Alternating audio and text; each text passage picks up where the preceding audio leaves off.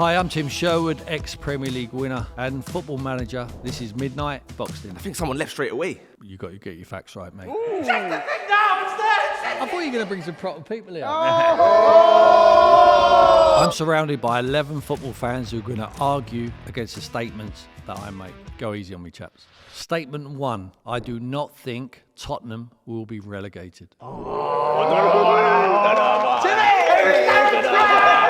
Nice to meet you, sir. How you doing? I'm doing great, personally. I'd like to know, actually, how are you doing? Because you said that with quite a bit of confidence. I'd like to know what makes you think that. I'm speaking from my heart, really, more than my head, I have to admit that. Okay. I think recent evidence suggests that the players haven't got a fight for it.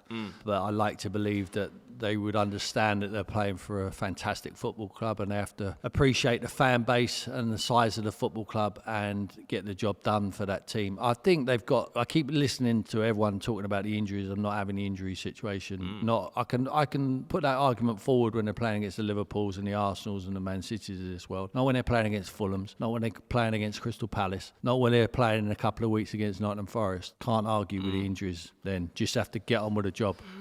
It's interesting because obviously you mentioned the fact that they should know about how important the club is and whatnot, because when I talk about sort of the biggest teams to go down, I seem to remember there was a team that actually won the league. I think you may have been the captain yourself, actually. They were not too big to go down. In fact, I think they got relegated 1999, for those of us who do remember that one. And I think someone left straight away. So were you aware of how maybe big Blackburn were? Did you allow them to go down maybe? What happened there in that one? Because it's gonna be part of my later point. You got to get your facts right, mate. What fact was incorrect? What fact was incorrect? I left when they were in the Premier League. Okay, if you want to say that, cool, but they were on the downturn, on the way in 1999, no? They weren't on the way down. You told me that they were in a championship. That's No. why I left. No. On the way down to the championship. You just said they got relegated. Were you in the team? Were you in the squad that season that they got relegated? No. Yeah, yes, 98, 99. No. 90, they didn't get relegated then. When did they get relegated? Can we check that out? Oh, Amanda, you've had a stinker. You have got to sit down. In fact, you don't even go back there. You just leave. I thought you were going to bring some proper people here. Yeah.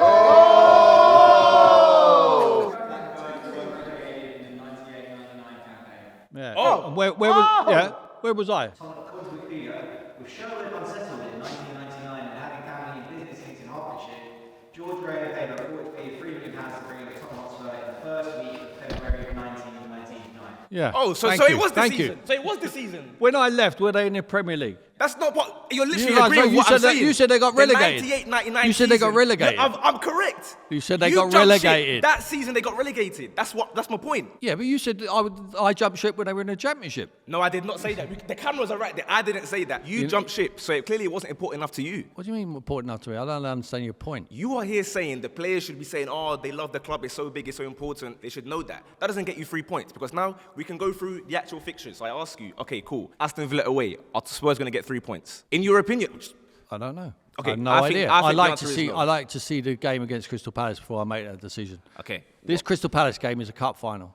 It If they is. win this game, then I think the confidence what they have is to go and win another 2 games, which they're going to need. So that's why I started listening to the fixtures, because I don't see where I believe the other 3 points are going to come from, because we go away Chelsea as well, away at the Molineux. Granted, Wolves have been pretty terrible, but in recent form they decided to start misbehaving again. Forest ain't going to get a point at Man City, are they? I'm not sure what. No, they did, didn't they? Yeah, I'm confused Yeah, what so point what- that is. 'cause- So that's 'cause even it helping ain't on- me, because they play you as well. Because it ain't on the same Forest exactly. got a point But against what I'm City. saying, it ain't on paper. It ain't like that. Football's No, not like that. of course it's not on paper. Football's not like that. Of It's course every it's not on game is paper. different. Of course. Who knows what they're going to do between now and the end of the season? I completely believe they'll win 3 games to keep themselves in the league, because I believe there will be 3 teams worse than them. Fair enough. And so what 3 teams do you think are the ones that are going to go down in that case? then? Burnley, Wolves, and West Ham. You reckon West Ham finished below you? Oh, Nicky, have a word. Oh, Nicky, have a word. Have a go with this. Again, granted, I think it would be hilarious to see you guys go down, and I do wonder what would happen if you guys are to go down, but I just don't see where the wins are going to come from. Granted, sure, Palace, we don't know what's going to happen there. I think that is, I agree with you on that regard. That's probably the most important one. I think if you don't beat Palace, it's looking a bit too dark for you guys, where you're going to be hoping for a win against maybe Everton at home, where, again, Everton are in a Europa League race. So 29 points right now. Palace are going to be up soon. How many points do you estimate will be enough, or what do you think Spurs are going to get by the end? I think it will be enough at 38. I'm not sure about that. Honestly, I look at the West Ham team, I look at the Leeds team. If I was to even make like a combined 11 of West Ham, Leeds, Palace and Spurs, I'm not even sure how many Spurs players get in that right now, to be honest with you. Yeah, I'm not. Mickey van der Ven will probably one. See, that might only genuinely be it. Like, I don't think the I'm- goalkeeper, I don't think the fullbacks are enough, the midfield's not good enough. Listen, I agree with you 100%. I think a lot of these Tottenham players think that they should be somewhere or fighting in a different position in the league. That's what they come to the club for. But that's the thing, you're never too big to go down. We saw United got relegated 1974, Mate, Dennis Law scored that goal, you know what I mean? So No, it can happen. Of course you're not. Bloody hell, were but- you there, Amenia? I was there. I was in the crowd. I was celebrating when United got relegated. It meant more to me than Spurs going down. Of course not.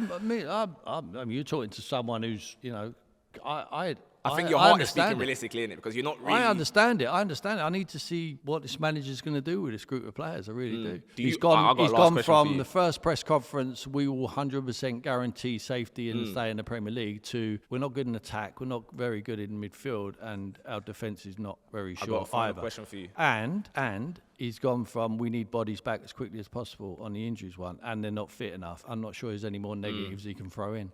There's not really. Now, in your defense, obviously you are someone that is credited with, I guess, the emergence of Harry Kane. So my final question to you, do you reckon that you taking over that job would have kept Spurs afloat this season? Do you know what? I would back myself, but I just think you got to stop looking at the managers. Fair enough. And So they it's have the players. They have to start looking at the players, what they got, and then you have to look nearer to the boardroom and look at who's bringing them players to the football club because recruitment has been so poor. I agree. Fair enough. But, if you get like some Michael Carrick, for instance, who goes in after Ruben Amorim, all of a sudden, there's a lot of players in that squad look like they're unrecognisable.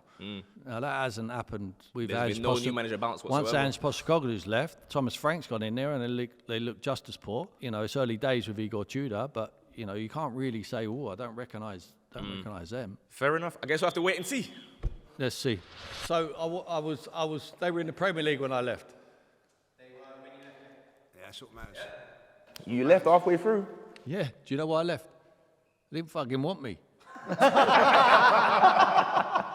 All right, Tim Lee Judge is Arsenal fan. Hey, mate. First, we'll get a few ground rules for. Do you count yourself as a Tottenham man? Me? Yeah.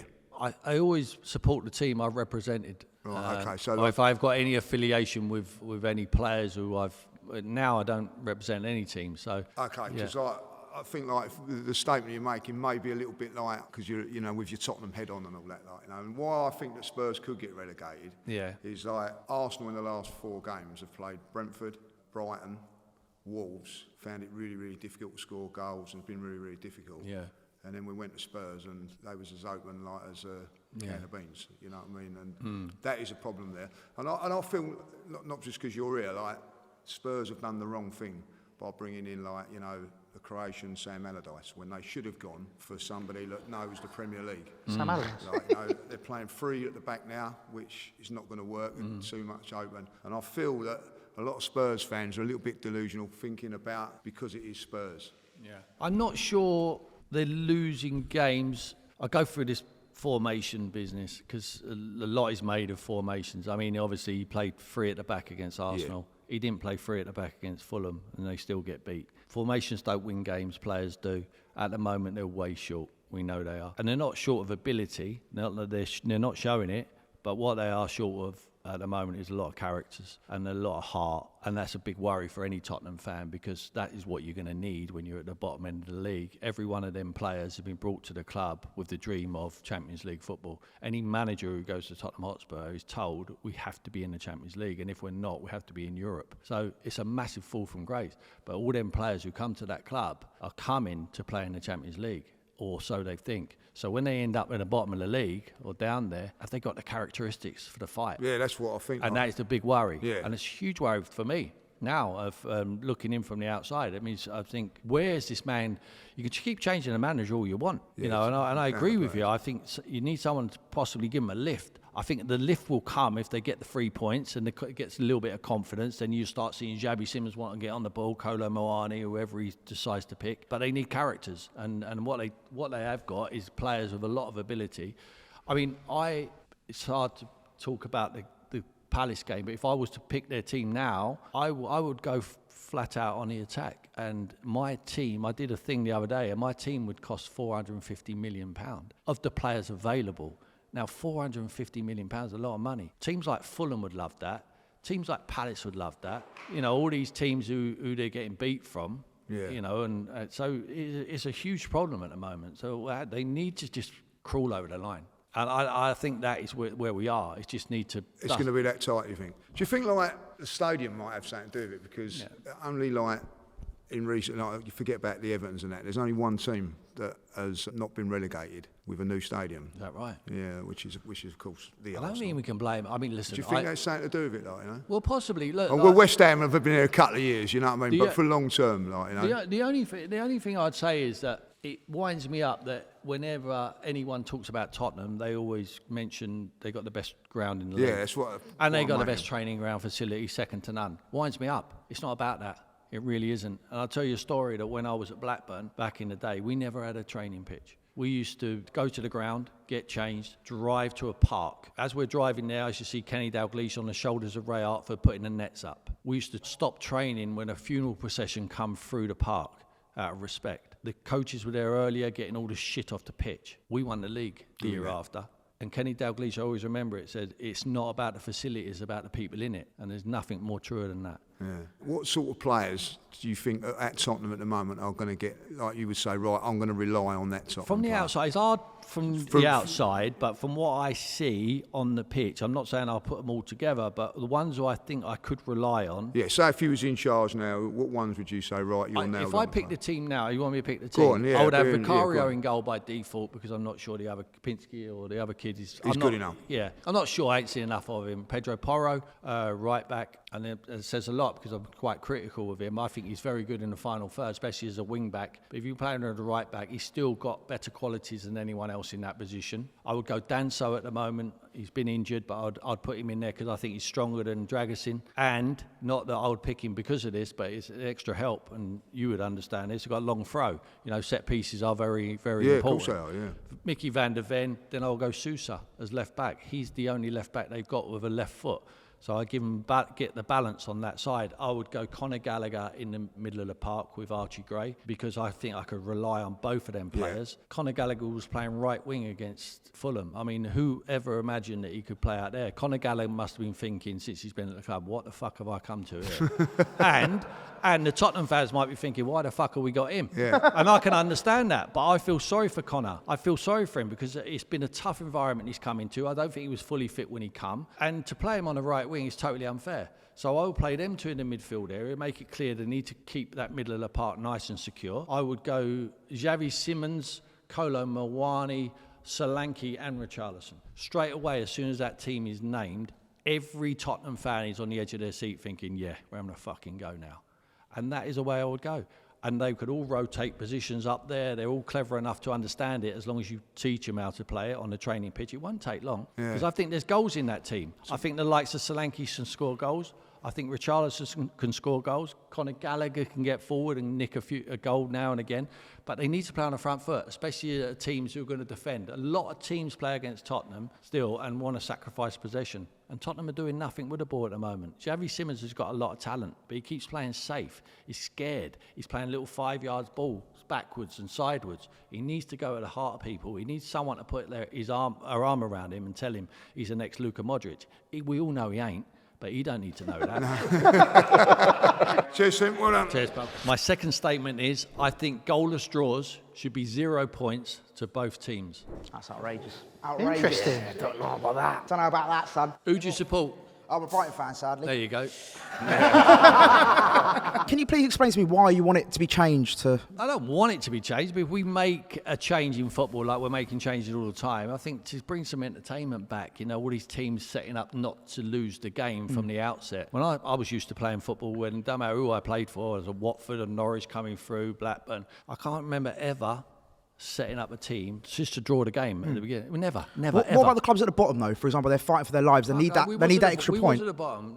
Well, we were struggling at the time, but that matter. You win games. But if you got a 0-0 draw, you'd be buzzing, right? Because it's a point towards safety. Yeah, but have a go. It's entertainment's business. No, I know completely. Listen, I watched Arsenal last night. I'm a Brighton fan, and that was anti-football, right? Yeah. And that was the worst thing I could watch in my life. But they end up scoring, obviously. But a 0-0 draw. Let's say defenders and goalkeepers, right? Yeah. They need that for their clean sheet bonus, whatever. Not saying that's what they need it for, but that helps, right, for them. But they that's their stat that they get based on, right, on their performance. Do they keep a clean sheet? So defenders and goalkeepers are going to get punished now. No, because they can keep a clean sheet. They just got to score. No, I get that, but still, you're sort of saying that because you got a 0-0, you're getting punished for that.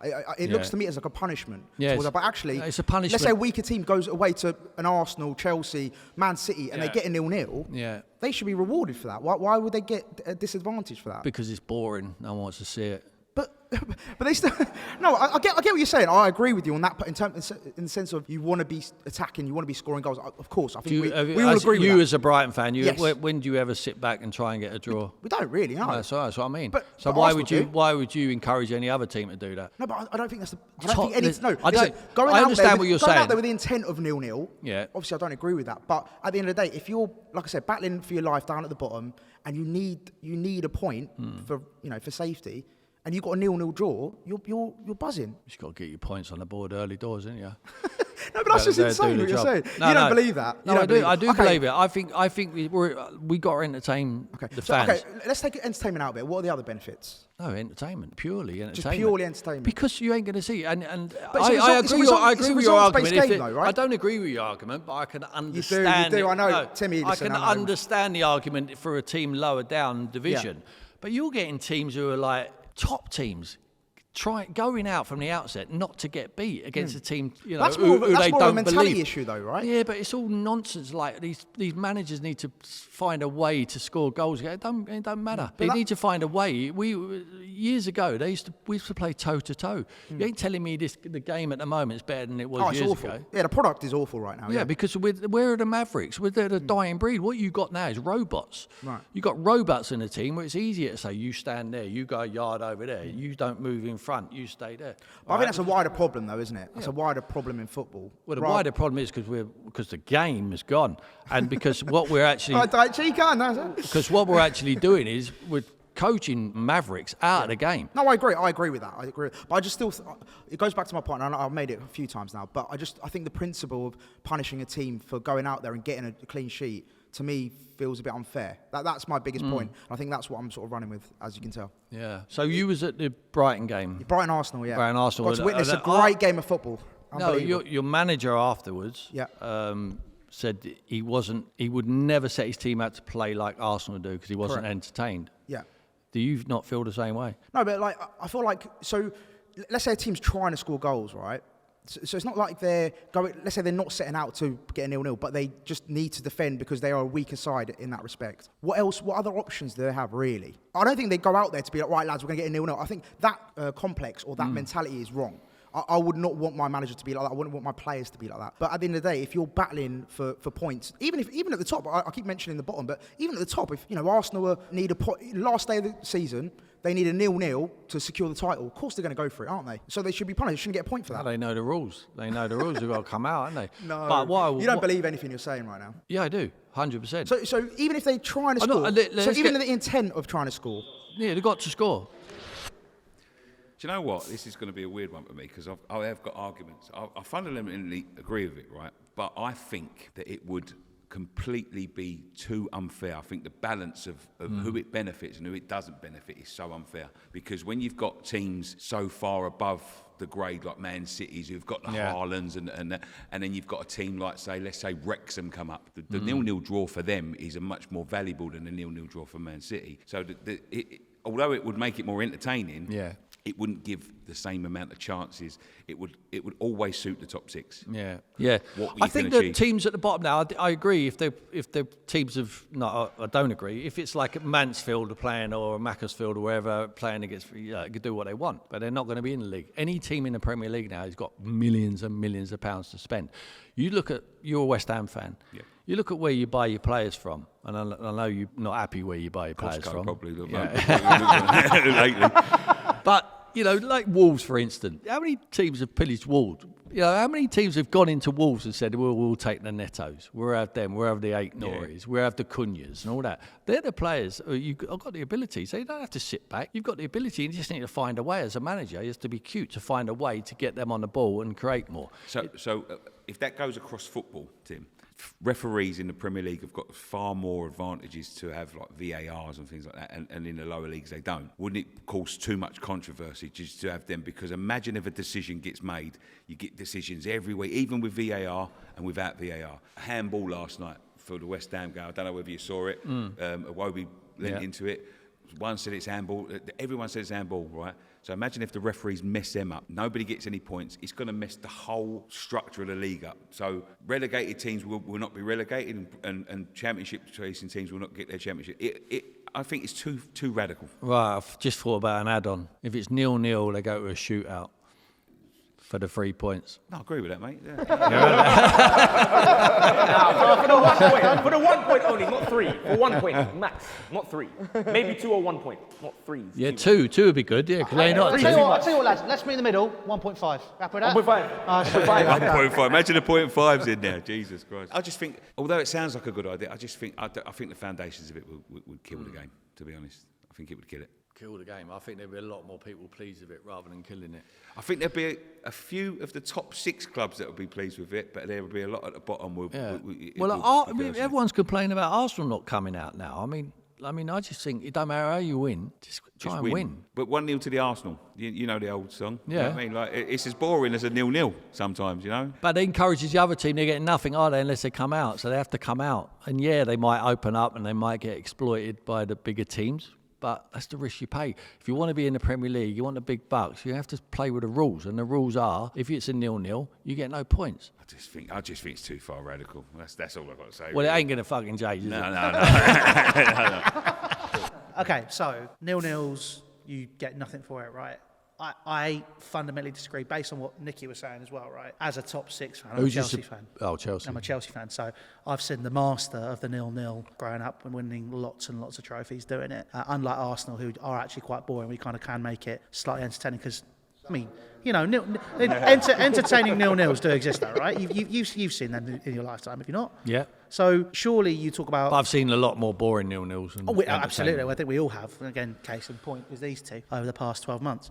But with that being said, surely you talk about an entertainment factor. You talk about, again, you have stuff on the line, league titles, relegations. There's been teams that have been saved by a point and they've got a 0-0. Like, surely, let's elaborate more on your penalty shootout theory, right? We going 2 points, 1 point, 1.5? What are we agreeing with this? Me and you, we're making the rules for well, right now. we can't be 1. We don't want 1 each. Okay. So I think we go maybe 2. 2 points to the people who win the penalty shootout, or both teams? No.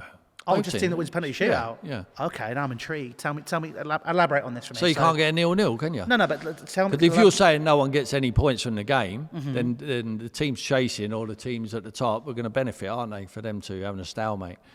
So if you don't want it, that it's going to be, if it's a 0-0, then you have a penalty shootout at the end and you get 2 points to win it. Right, okay. So with that being said, and we were to do that, I'm just trying to think. You're probably going to get teams just want to sit back for the 0-0 anyway. So with that being said, and take 2 points for the thing. Yeah. So realistically, the theory. But if you need 3 points to get the title, and there's only 2 points for the penalty shootout, you're going to come up out and have a go, aren't you? You are, but I think that'd be the case regardless. If that was the position that you're in, I think those teams will always try and go for it, especially if they need to get more goals and more points. But like you said, like teams, it doesn't change the fact that teams can just sit back and go, okay, well. The lottery, the penalty shootout, will try and get 2 points out of it. I mean, surely that the whole. Do you like teams that sit back? No, I hate it. I hate it. I hate teams that sit back, and I hate teams that just pass it around the back. I think the fact that Lewis Dunk and other centre backs are up there for having the most passes in the Premier League, I think is a travesty when you had such great players who have been excellent bars of the ball. Cesc Fabregas being a great example. Even like other players as well, Steven Gerrard, Lampard, all these players that and playing midfield that were creative. I think that's what you want to see. Well, the reason why the defenders are having more of the ball is teams are just sitting back and letting them have it. So we need to get rid of that. So and you think that this rule could be something that could do that? Again, I know we're just theorising here, but that's something you think that could make a categorical difference? Absolutely. What's the point of playing the game if you get no points for it? Yeah, it's true. Fair enough. Can't argue with it. Let's get it done, boys. I think it's simple. That's it. 2 points. That's it. We've just fixed football. Yeah, I like the idea, to be honest. Of course you do, mate. My third statement is the football manager needs to have control of all of the football inside of the club. Go on. Get into it. That works for only good managers. Doesn't work for anyone else. Think about, for example, Manchester United under Eric Ten Hag. Who did they bring in? They brought in, and Ten Hag had full control of the recruitment policy. They brought in Anthony, Saka shite, sold later. Malacia, Saka shite, sold later. They bought in, 200, 300 million pounds worth of players because of Eric Ten Hag. Eric Ten Hag gets sacked 2 years later. United are stuck with an absolute travesty of a situation where they've got players on 200, 300,000 pounds a week that the next manager doesn't want. It only works for certain managers. Really, the only manager I can think of that it works for right now is Pep Guardiola, who's had total control. You haven't won anything yet, Lee. You've won absolutely nish yet, son. Talking about a winning team here. The only manager it actually works for is Pep Guardiola, who can manage the players through 5 to 10 years. He can constantly revolve the cycle. It works for him. For other managers, it's never going to work. It will work, and it's the only way it can work. I understand your argument with Ten Hag. He was just a poor manager, wasn't he? But and it didn't work for him at Manchester United. And it's the fault of the club anyway for bringing him in. It's their choice who they bring in as manager. They got to make sure they get that job right. And if they get that job right, then they're encouraged. There's going to be recruitment teams, of course there is, but he will have the final say on who they come in. They can listen. If there's no one available and they really are up against it, then they stick with it. But Unai Emery now runs the whole shebang at Villa. He has took that club from relegation fodder to Champions League spots. He's done an unbelievable job at that club, and it's one reason, because he's in control of the whole football inside. We listen time and time again, I hear, they can't do the Sir Alex Fergusons anymore. There's no Arsene Wengers anymore running the whole They don't want to run the whole club. Tim, they don't want to run the commercial side. They don't want to run all that Mickey Mouse stuff. All they want to do is concentrate on the recruitment of the players that come in, control all this nonsense sports science and what they're trying to poke their nose into the game. These managers, no, they trust their eyes. They don't need scientists to run the football club for them or academics. These guys know what they're looking at. That is why Unai Emery is so successful. And not only him, there's other managers who take full control. Even if they're at the bottom end of the league, let them bring in whoever they want to bring in. I was at Aston Villa. I said to the owners at the time, don't sell any of the players. Give me the same squad as what I kept you in the league and took you to the cup final where you beat us easily, right? I said, keep them same players and I'll keep you in the league. And that was the objective, to stay in the league. But no, they had their own ideas. Players went, they brought in others. What I didn't even, and it totally was not tenable. There was 3 other managers after me. No disrespect to you, if you're a good enough manager, you would have dealt with the situation. I'm not talking about you, I'm talking about all managers. Another manager who's gone from relegation. Why didn't Ten Hag deal with the situation then? Because he was a terrible manager. He was a terrible manager. Yeah, but and he had too much control. He had too much control. He was a terrible manager. I tell you who else brought a club from relegation struggling into the Europa League places? Nuno Espirito Santo. Did he sign any single one of them Forest players? No. Marinakis signed 26 players. He had an absolute jumble of players. He was a good enough manager. He found a system that worked for those players and he got them competing. They came 5th in the league. No one could have imagined that. But that's my argument. No, your argument. No, my argument. No, your argument. Someone's bringing the players in from him. Exactly. Yeah, your argument is that the managers should decide the players who come in. My argument is that Marinakis bought players there using scouts and using people who obviously know a little bit more than Nuno Espirito Santo. And the manager was good enough. The manager was good enough to use those players and get them into an elevated position. He didn't sign the players. He had no control over that. He was a head coach at Forest. He wasn't the manager. Yeah, so and that's what my we're argument. saying. So when do the managers get vindicated? What do you mean? When is it no longer the manager's fault?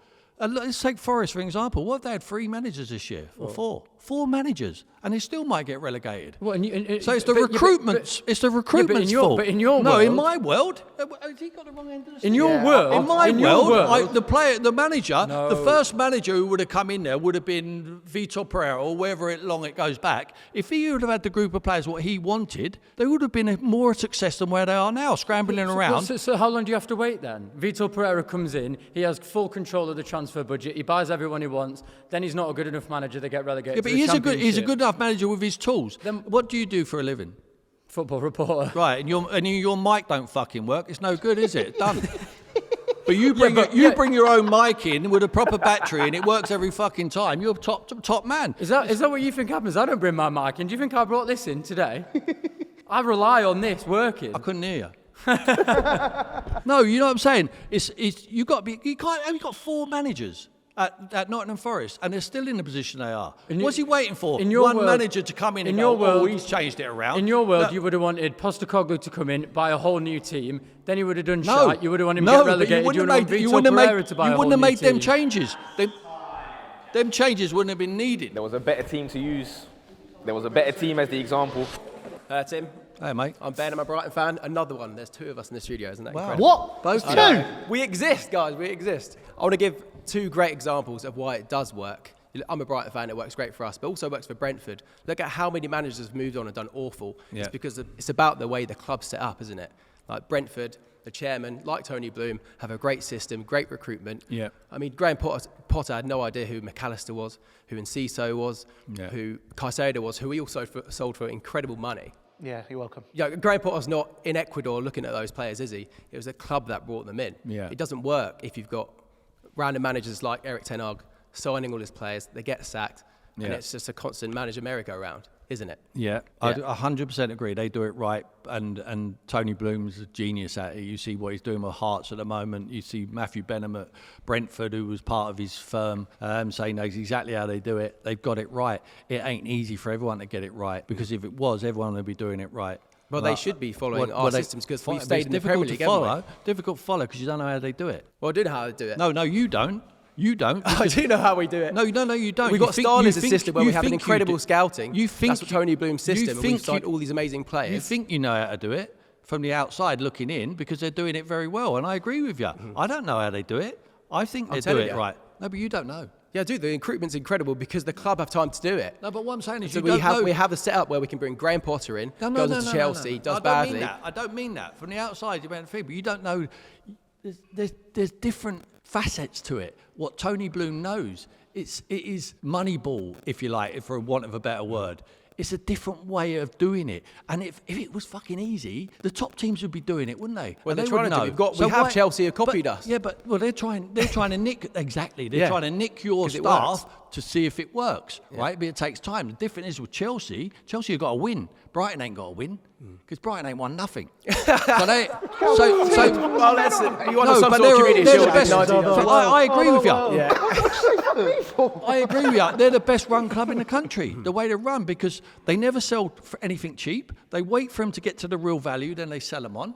Your punters, you're probably disappointed with that because you want to push it. You've watched Palace win a trophy, so you're so good that we replaced them with other players. I can tell you're bitter because Palace won that last year. I know, I can understand you're hurt a little bit, but I'm saying, it's a way to do it. And if they all knew, I wish Tottenham had your men in charge and they didn't make as many mistakes. That's what I'm saying, because it works. It works, but you don't know how it works. And Tottenham don't know. No, but you think you know. I think I know from the outside. I don't. I know more than you, and I don't know. Not about Brighton. No, but I do. I do know from the outside. I know. Listen, Tony knows. You'd think he's given his secret. There's a secret to what they do. Yeah. And for Brentford as well. My point is, it's the managers that are coming in. Graham Potter does well here because of the club set up like that. Herzler, De Zerbi, they all do well here because of the club. It doesn't matter about which manager comes in. As long as they share the philosophy with the club, then it works. And it doesn't matter about who buys the players because it works in the system and the club philosophy at Brighton and Brentford. So that's why it works. No, and you're absolutely right. It's worked at Brighton. And it works at Brentford. Yeah. It don't work anywhere else. Who's trying? There is something that no one's raised yet on this front, and I was hoping someone would, and they haven't, because you've actually done both roles, because you were the director of football at Swindon Town. No, I wasn't. I thought it was a role you had sporting director. No. What was the role you were doing at Swindon then? I just helped my pal. No, hang on. It was. Hang on. Seriously, mate, you're not going to pick me up. This is not going to happen. This is not going to happen. You need a fucking crane to get me out. Check the thing now, it's there, check it. Thank you for watching. That's been Midnite Boxed In. Don't forget to like, comment or subscribe.